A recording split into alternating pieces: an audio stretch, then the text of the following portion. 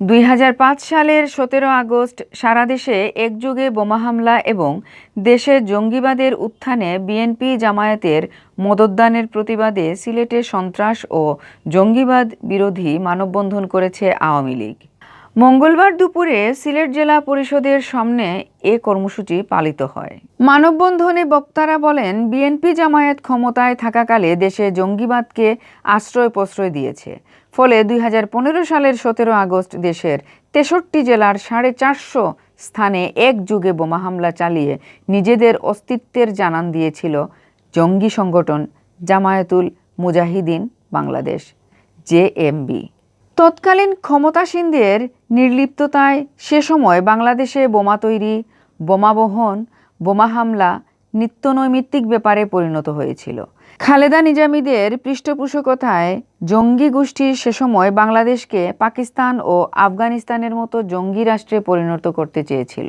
তাদের সেই স্বপ্ন ধূলিসাৎ করে 2008 সালের জাতীয় নির্বাচনে জনগণের কাছে দেয়া প্রতিশ্রুতি অনুযায়ী শেখ হাসিনার নেতৃত্বে বাংলাদেশ আজ জঙ্গিবাদ মুক্ত উদার গণতান্ত্রিক রাষ্ট্রে পরিণত হয়েছে।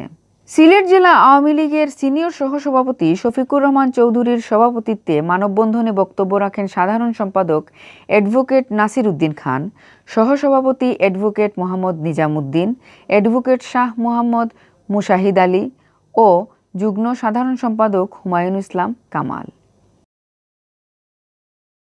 আমরাও চাই এ সকল জঙ্গিবাদ যারা সৃষ্টি করতে চায় তাদেরকে বিচারের আওতায় আনা হোক। এখনও তারা বিভিন্নভাবে বিভিন্ন সময় ষড়যন্ত্র করে যাচ্ছে। আমরা সকল ষড়যন্ত্র মোকাবেলা করে আজকের প্রধানমন্ত্রী জননেত্রী শেখ হাসিনার নেতৃত্বে বাংলাদেশ এগিয়ে যাচ্ছে।